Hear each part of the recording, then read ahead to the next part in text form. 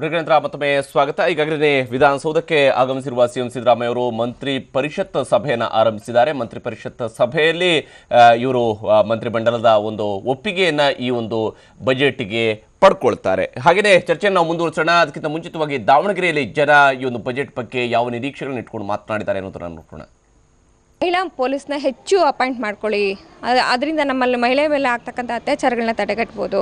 ಮಹಿಳೆಯರ ಪರ ಅಟ್ಲೀಸ್ಟ್ ಒಂದು ನಿಮ್ಮ ಬಡ್ಜೆಟ್ನಲ್ಲಿ 50% ಆದರೂ ಮೀಸಲಿಡಿ ಮಹಿಳೆಯರಿಗೆ ಅಂತ ಹೇಳಿ ಕೇಳ್ಕೊಳ್ತೇನೆ. ಈ ಬಡ ವಿದ್ಯಾರ್ಥಿಗಳು ಭಾಳಷ್ಟು ಜನ ಇದ್ದಾರೆ. ಅವರಿಗೆ ಈ ದುಡ್ಡು ಕಟ್ಟಿ ಹೋಗ್ಲಾರ್ದಂಥ ಪರಿಸ್ಥಿತಿಗಳಿದ್ದಾವೆ. ಅಂಥದ್ರ ಬಗ್ಗೆ ಸಾಕಷ್ಟು ಯೋಚನೆ ಮಾಡಬೇಕು. ಇಂಥವ್ರಿಗೆ ಹೆಚ್ಚಿನ ಆಸಕ್ತಿ ಕೊಡಬೇಕು.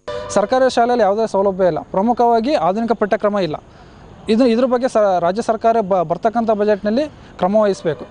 ಆದ್ದರಿಂದ ಇರ್ತಕ್ಕಂಥ ಸರ್ಕಾರಿ ಶಾಲೆಗಳನ್ನ ತುಂಬ ಡೆವಲಪ್ ಮಾಡಿ ಅವರಿಗೆ ಆಧುನಿಕ ಪಠ್ಯಕ್ರಮ ತಂದರೆ ಬಡ ಮಕ್ಕಳಿಗೆ ತುಂಬ ಉಪಯೋಗ ಆಗುತ್ತೆ. ಇದು ಜನ ಹೇಳ್ತಾ ಇರತಕ್ಕಂತಹ ಮಾತು. ಪ್ರೊಫೆಸರ್ ಕೇಶವ್ ಅವರೇ, ನರಸಿಂಹಪುರ ನಿಮ್ಮ ಜೊತೆ ಮತ್ತೆ ಮಾತಾಡ್ತೀನಿ ನಾನು. ಪ್ರೊಫೆಸರ್ ಕೇಶವ್ ಅವರು, ತಾವು ಯಾವ ರೀತಿಯಾದಂಥ ನಿರೀಕ್ಷೆ? ಇದು ಒಂದು last opportunity, perform or perish. ಬಹುಶಃ ಈ ಸರಿ ಏನಾದ್ರು ಡೆಲಿವರ್ ಮಾಡದೇ ಇದ್ದರೆ ಪೊಲಿಟಿಕಲ್ಲೂ ಇವ್ರು ಹಾಳಾಗ್ತಾರೆ, ಎಕನಾಮಿಕಲ್ಲೂ ಸ್ಟೇಟ್ ಹಾಳಾಗುತ್ತೆ. So they have to perform, they have ಇಲ್ದಿದ್ರೆ ಪೆರಿಶ್ ಆಗೋದು ಗ್ಯಾರಂಟಿ. ಈಗ ಇದು ಒಂದು ಮಿಕ್ಸ್ಚರ್ ಆಫ್ ಪಾಪ್ಯುಲಿಸ್ಟ್ ಇರಲಿ ಪರವಾಗಿಲ್ಲ, ಆದರೆ ಡೆವಲಪ್ಮೆಂಟ್ಗೆ ಒತ್ತು ಕೊಟ್ಟು ಪಾಪ್ಯುಲಿಸ್ಟ್ ಇರ್ಬೋದು. ಯಾಕೆಂದರೆ ಎಲ್ಲವನ್ನು ನಾವು ಡೈರೆಕ್ಟಾಗಿ ಪೊಲಿಟಿಕಲ್ ಆಗಿ ಸನ್ಯಾಸಿ ಸ್ವೀಕರಿಸಿ ಪೊಲಿಟಿಕಲ್ ಆಗಿ ಅಂತ ಹೇಳೋಕ್ಕಾಗಲ್ಲ. ಸೊ ಪಾಪ್ಯುಲಿಸ್ಟ್ ಆಗ್ತಾರೆ, ಅದನ್ನು ಡೆವಲಪ್ಮೆಂಟ್ ಕಡೆಗೆ ತೊಗೊಂಡು ಹೋಗುವಂಥ ಒಂದು ಕೆಲಸವನ್ನು ಮಾಡಬಹುದು. ಈಗ ನಾವು ಅದಕ್ಕೆ ಎಕ್ಸಾಂಪಲ್ ಕೂಡ ಕೊಡಬಲ್ಲೆ ನಾನು.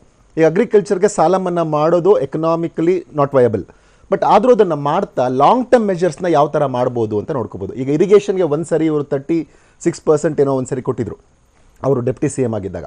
ಅದೇ ಥರ ಒಂದು ಇರಿಗೇಷನ್ಗೆ 29%. ಸೊ ಅದೇ ಥರ ಒಂದನ್ನು ಪ್ಲಾನ್ ಮಾಡಿ ಇರಿಗೇಷನ್ ಇದಕ್ಕೆಲ್ಲ ಮಾಡಿಕೊಂಡು ಲಾಂಗ್ ರನ್ಗೆ ಮತ್ತು ಫಾರ್ಮ್ ಇನ್ಫ್ರಾಸ್ಟ್ರಕ್ಚರ್ನ ಯಾವ ಥರ ಡೆವಲಪ್ ಮಾಡಿ. ಯಾಕೆಂದರೆ ನಾವು ಇವಾಗ ಪ್ರೈಮರಿ ಡೇಟಾ ಎಲ್ಲ ಮಾಡಿದಾಗ ನಾವು ಫೀಲ್ಡ್ಗೆ ಹೋದಾಗ ನೋಡಿದ್ದೀವಿ, ಎಷ್ಟೋ ಜನಕ್ಕೆ ಮೆಕನೈಸೇಷನ್ ಬಗ್ಗೆ ನಾವು ಮಾತಾಡ್ತಾ ಇದ್ದೀವಿ, ದೊಡ್ಡ ದೊಡ್ಡ ಭಾಷಣ ಮಾಡ್ತಾ ಇದ್ದೀವಿ. ಅವ್ರ ಹತ್ರ ಸಿಂಪಲ್ ಟೂಲ್ಸ್ ಇಲ್ಲ ಜನರ ಹತ್ರ, ರೈತರ ಹತ್ರ. ಸೊ ಲಾಂಗ್ ರನ್ನಲ್ಲಿ ಇವಾಗ ವಾಟರ್ ಮ್ಯಾನೇಜ್ಮೆಂಟ್ ಕ್ಲಬ್ಸ್ ಅಂತ ಮಾಡ್ಬೋದು. ಈಗೆಲ್ಲ ವರ್ಲ್ಡ್ ಬ್ಯಾಂಕ್ ಅದ್ರ ಬಗ್ಗೆ ಸಾಕಷ್ಟು ಸ್ಟಡಿ ಮಾಡಿ ಇದು ಮಾಡಿ ಅದರಲ್ಲಿ ಇದನ್ನು ದುಡ್ಡು ಅಲೋಕೇಟ್ ಮಾಡಿದ್ರೆ ವಾಟರ್ ಮ್ಯಾನೇಜ್ಮೆಂಟ್ ಕ್ಲಬ್ಸ್ ಅಂತ ಮಾಡಿ ಗ್ರೌಂಡ್ ವಾಟರ್ ರೀಚಾರ್ಜ್ ಮಾಡೋಕ್ಕೂ ಅದರಿಂದ ಹೆಲ್ಪ್ ಮಾಡ್ಬೋದು. ಮತ್ತು ವಾಟರ್ನ ಯಾವ ಥರ ಯೂಸ್ ಮಾಡ್ಬೋದು. ನಾನು ಹಾಕ್ಕೊಳ್ತಿದ್ದೀನಿ ಅನ್ನೋ ಒಂದೇ ಕಾರಣಕ್ಕೆ ನಾನು ಸಿಕ್ಕಾಪಟ್ಟೆ ನೀರನ್ನು ಪೋಲ್ ಮಾಡೋದಲ್ಲ, ಒಂದು ಕಮ್ಯುನಿಟಿ ಆಗಿ ಒಂದು ವಿಲೇಜಲ್ಲಿ ಒಂದು ವಾಟರ್ ಮ್ಯಾನೇಜ್ಮೆಂಟ್ ಕ್ಲಬ್ ತೀರ್ಮಾನ ಮಾಡಿ ಆ ಥರ ಒಂದು ಮಾಡುವಂಥ ಕೆಲಸನ ಮಾಡ್ಬೋದು. ಹಾಗೆಯೇ ಮೆಕನೈಸೇಷನ್ ನಾನು ಹೇಳ್ತಾ ಇದ್ದೆ, ಆ ಫಾರ್ಮ್ ಸೆಕ್ಟರ್ನ ಮೆಕನೈಸ್ ಮಾಡುವಾಗಲೂ ಈಗ ಅಷ್ಟು ದುಡ್ಡಿಲ್ಲ ಜನರ ಹತ್ರ. ಅದು ಗೊತ್ತಿದ್ದು ನಾವು ಸುಮ್ಮನೆ ಮೆಕನೈಸ್ ಮಾಡಿ ಅಂತ ಹೇಳೋದ್ರಲ್ಲಿ ಅರ್ಥ ಇಲ್ಲ. ಸೆಲ್ಫ್ ಹೆಲ್ಪ್ ಗ್ರೂಪ್ ಮಾದರಿಯಲ್ಲಿ ನಾವು ಅಲ್ಲಿನೂ ಒಂದು ಮೆಕನೈಸೇಷನ್ಗೆ ಒಂದು ಕೋಆಪರೇಟಿವ್ ಸೊಸೈಟಿ ಥರ ಮಾಡಿ ಒಂದು ಸೆಲ್ಫ್ ಹೆಲ್ಪ್ ಗ್ರೂಪ್ ಅವ್ರನ್ನೇ ಮಾಡಿ ಸರ್ಕಾರ ಅದಕ್ಕೆ ಈಗ ನಾವು ಸ್ತ್ರೀಶಕ್ತಿಗೆ ಆವಾಗ ಏನು ಕೊಟ್ಟರು SM ಕೃಷ್ಣದವರು ಆ ಥರ ಇದರಲ್ಲಿ ಮಾಡಿ ಅವ್ರಿಗೆ ಆ ಥರ ಮಾಡಿದ್ರೆ ಇದು ಲಾಂಗ್ ರನ್ನಲ್ಲಿ ಬೆನಿಫಿಟ್ ಆಗ್ತಾ ಹೋಗುತ್ತೆ. ಮತ್ತು ಫಾರ್ಮರ್ ಚಿಲ್ಡ್ರನ್ಸ್ಗೆ ಅವ್ರಿಗೆ ಎಜುಕೇಷನ್ ಏನು, ರೈತರ ಮಕ್ಕಳಿಗೆ ಎಜುಕೇಷನ್ಗೆ ಅವ್ರಿಗೆ, ಏಕೆಂದರೆ ಅಷ್ಟು ಇನ್ಕಮ್ ಬರ್ತಾ ಇಲ್ಲ.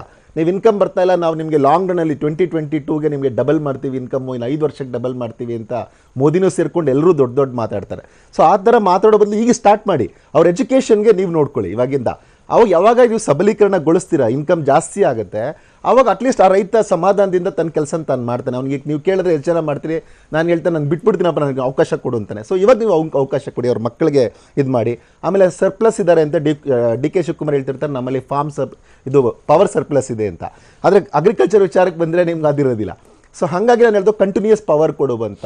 ಆ ಸರ್ಪ್ಲಸ್ ಪವರ್ ಎಲ್ಲಿ ಹೋಗುತ್ತೆ ಅಂತ ಗೊತ್ತಾಗ್ತಾ ಇಲ್ಲ ಕರ್ನಾಟಕದಲ್ಲಿ, ಯಾಕಂದ್ರೆ ಇನ್ನೂ ಕೂಡ ಪವರ್ ಕಟ್ ನಿಲ್ತಿಲ್ಲ. ಆದರೆ ಅವ್ರು ಹೇಳ್ತಾರೆ ನಮಗೆ ಎಲ್ಲ ನಾವು ಸರ್ಪ್ಲಸ್ ಇದ್ದೇವೆ ಅಂತ. ಸೊ ಅದಕ್ಕಾಗಿ ಅಂದರೆ ಇವ್ರಿಗೆ ಯಾವಾಗಲೂ ಯಾವಾಗಲೂ ನಮಗೆ ಡೆಫಿಸಿಟ್ ಇದ್ರೇ ಸರ್ಕಾರದಲ್ಲಿ ಇರೋರಿಗೆ ಒಳ್ಳೆ ದುಡ್ಡು ಬರೋದು. ಸೊ ಅದು ಸರ್ಪ್ಲಸ್ ಇದೆ, ದುಡ್ಡು ಬರಲ್ಲ ಅಂತ ಕಾಣುತ್ತೆ. ಸೊ ಹಾಗಾಗಿ ಅಟ್ಲೀಸ್ಟ್ ಅದನ್ನು ಡೆವಲಪ್ಮೆಂಟ್ಗೆ ಯೂಸ್ ಮಾಡಿ ರೈತರಿಗೆ ಎಲ್ಲ ಸೆಕ್ಟರ್ಗೂ ಇವಾಗ ಅಗತ್ಯ ಹೆಂಗಿದೆ ಅಂತಂದರೆ ಇದು ತುಂಬ ಕ್ರೂಷಿಯಲ್ ಸ್ಟೇಜ್ ಇದು. ಇವತ್ತೇನಾದರೂ ಅವರು ಪರ್ಫಾರ್ಮ್ ಮಾಡಿ ಅದನ್ನು ಇಂಪ್ಲಿಮೆಂಟು ಇನ್ನು 6 ತಿಂಗಳಲ್ಲಿ ಕರೆಕ್ಟಾಗಿ ಅದನ್ನು ಮಾಡಿ ಒಂದು ಪ್ರೂವ್ ಮಾಡೋಕ್ಕಾಗದೇ ಇದ್ದರೆ ಈ ನಾಗಾಲೋಟದಲ್ಲಿ ಏನು BJP ಓಡ್ತಾ ಇದೆ ಖಂಡಿತ ಅದನ್ನು ತಡೆಯೋಕ್ಕಾಗಲ್ಲ. ಮತ್ತು ಇವರು ನಾವೆಲ್ಲರೂ ಸ್ಟಾರ್ಟಿಂಗಲ್ಲಿ ಸಿದ್ದರಾಮಯ್ಯ ಬಂದಾಗ ಏನೋ ಒಂದು ದೊಡ್ಡ ಕನಸನ್ನು ಕಂಡಿದ್ವಿ, ಈ ಥರ ಆಗುತ್ತೆ ನಮ್ಮ ಸ್ಟೇಟು ಅಂತ. ಅದೆಲ್ಲರೂ ಭ್ರಮ ನಿರಸನ ಆಗಬೇಕಾಗುತ್ತೆ. ಎಸ್, ಚರ್ಚೆಯನ್ನು ನಾವು ಮುಂದುವರಿಸೋಣ ಚಿಕ್ಕ ಬ್ರೇಕ್ನ ನಂತರ.